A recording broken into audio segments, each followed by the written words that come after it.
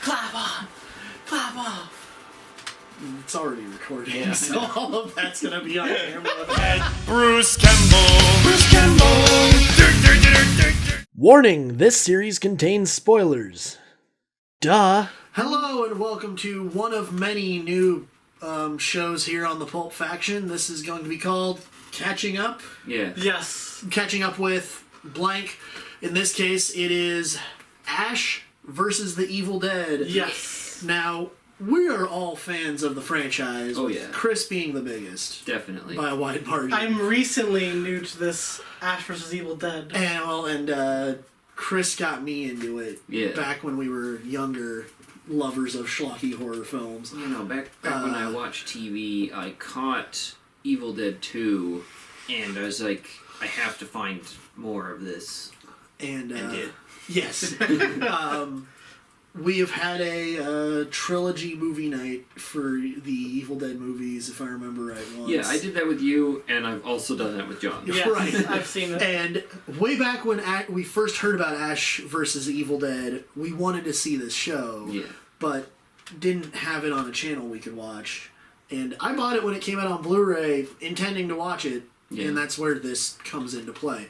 So we just finished the first episode, and this show is going to include us also talking about the second episode after it. But we're going to cut back to do that. So let's go ahead and talk about episode 1. The pilot. Oh, wow. Yeah, that was so fun. That's literally everything I expected it to be and more. Mm-hmm. I felt like I was watching... It was Evil very, Dead. yeah, it was Yeah. very cinematic. Yeah, and I think, you know, being directed by Sam Raimi, at least this episode, You really can tell. helped. Yeah. It is very, very Sam Raimi. And it's also just... it's got the, it's everything you expect from an Evil Dead story. Mm-hmm. It's definitely, tone-wise, I'd probably put it as more on par with 2/Army of Darkness. Well, yeah, but I mean... But then again, that's kind of obviously the way they wanted to take the franchise. It feels like they're doing a good job blending both of the elements of more of a tense, not so horror because with more of a tense situations. It also has some for the first one. It also has some great self-aware humor about Bruce Campbell. Yeah. So this show takes place 30 years 30 after years the after original after story, the- which is so roughly real time from when the original films came out. The first film came out. Certainly. Is it after the second one? Does it explain it? I don't know if it has the same continuity. He didn't mention Army of Darkness, but it's in that continuity. To the second Evil Dead. Mm-hmm. Yeah. Because he talks about going into the cabin with just his girlfriend. Yes. Right. And that he was the only one that made it out. Mm-hmm. So it's mostly following off of the story of the second film. But it also talks about his friends being there. Yeah. And them also being possessed. Yeah. Mm-hmm. Like So mixes it's both like, of them. yeah, it plays with those two. It doesn't mention Army of Darkness, but I wouldn't be surprised if it's canon too.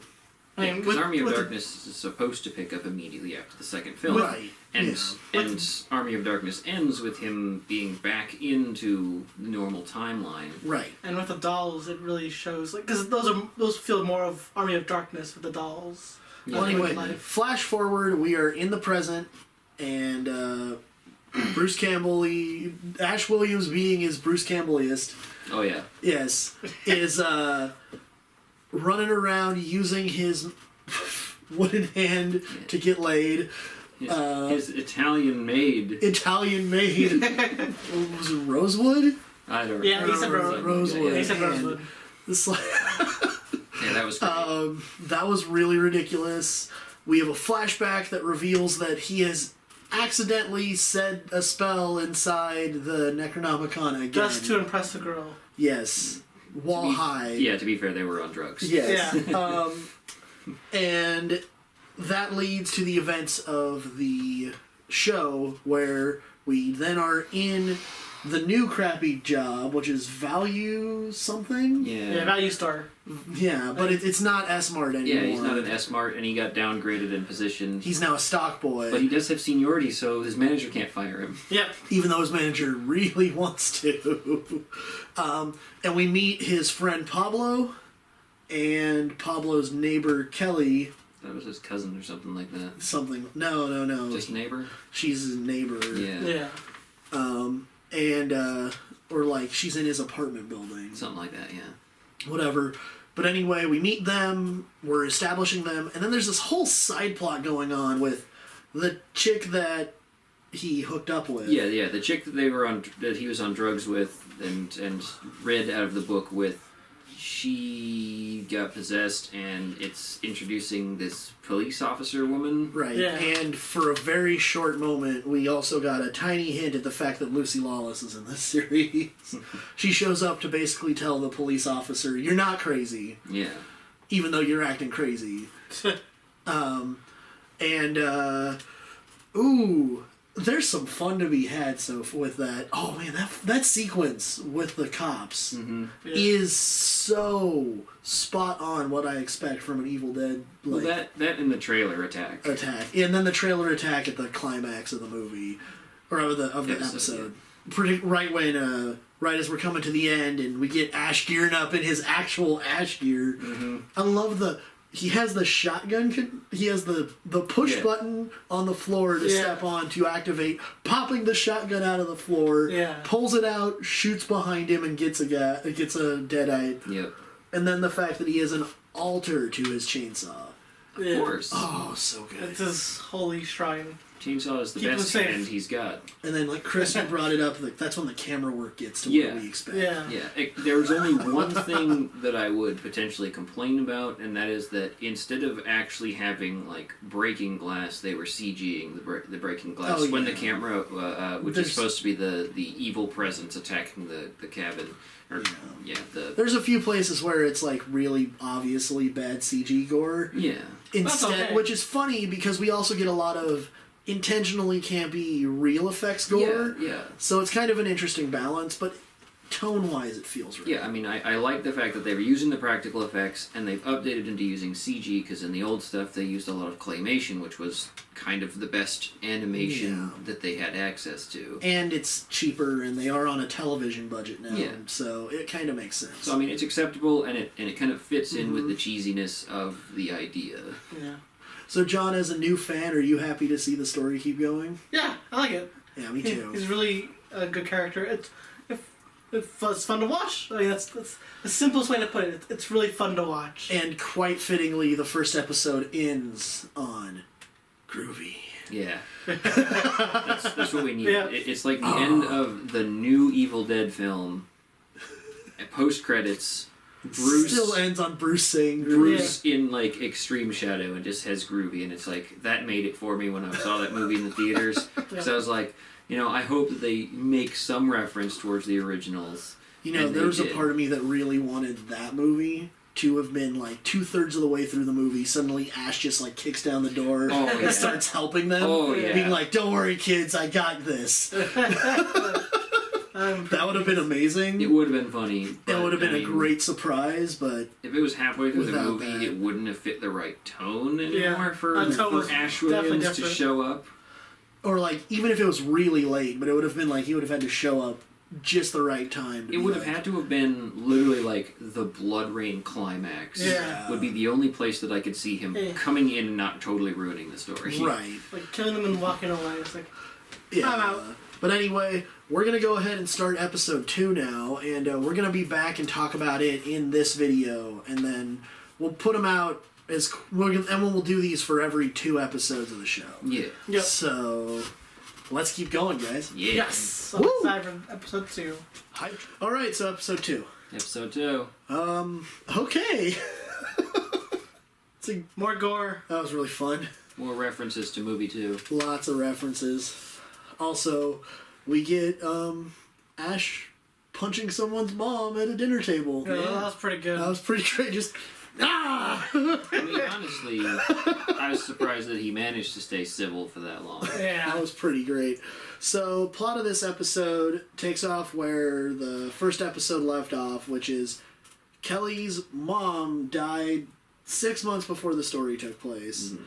And she was talking to her dad on FaceTime, and her mom shows up at the house. Yeah.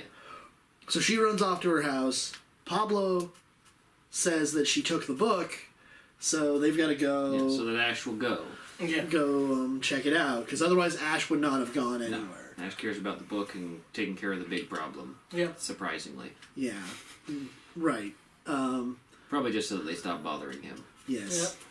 Yep. But anyway, they go to the house and everything seems fine. Mom claims she had amnesia, and Ash doesn't believe her. Yeah. For a second, he never believes any of it. Yeah.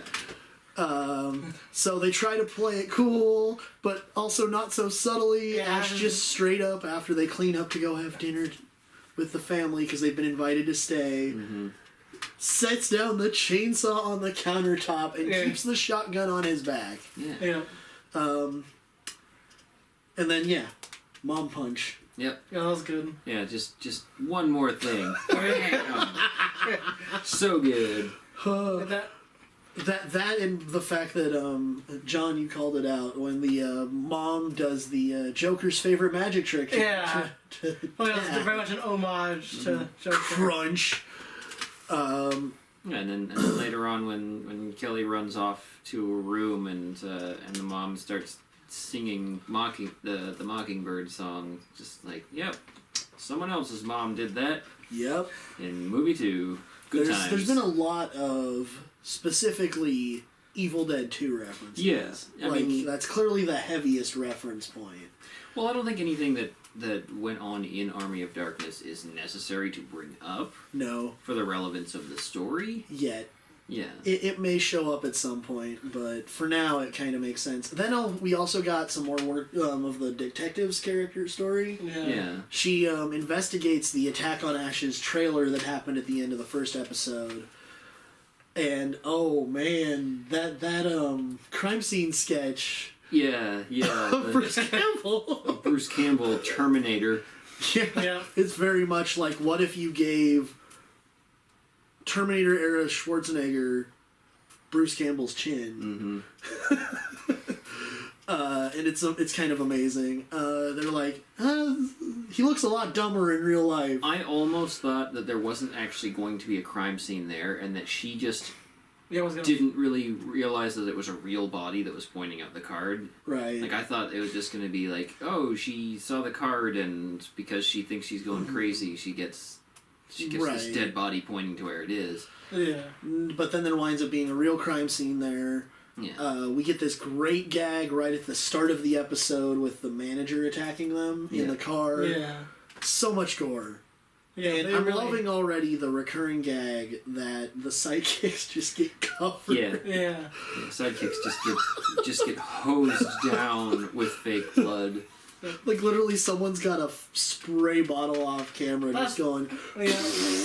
It's like a super soaker. They just load everybody with gore. Like, they just have like gallons and gallons just waiting for the next scene. Pretty great. Yep. So far, I am really enjoying this show. Yeah. Yep. I like it. It's really good. Everything I expected to sign up for by watching this and more. This is very enjoyable. Yeah. So, if you haven't seen this series yet, do what we're doing and check it out. Yeah. It's good. It's really good. Of course, if you don't know Evil Dead at all for whatever reason, at least watch the second original Raimi film. Yeah, so watch Evil Dead 2. Yeah. And if you like that, go ahead and watch Army of Darkness afterwards. Yeah, before you even watch the first film you can technically skip, because the second one kind of just retells the story off in the beginning. Yeah, it's kind of like a shortened version. Yeah. It's kind of weird, actually, how it does that. It's very weird. It's almost like a in-universe reboot. Almost. But anyway, that was really good. It was. We're going to keep doing this on this show and probably start doing this series on other shows and movies that the rest of the team want to watch. Yep. So you're going to see the people watching stuff fluctuate a lot on catching up. But it should be really fun. So lots of variety. Until next time, we're the Pulp Faction. Yeah. And we're going to watch more stuff. Mm-hmm. See you next time. Do you guys want to watch any more tonight? What time is it? I don't know.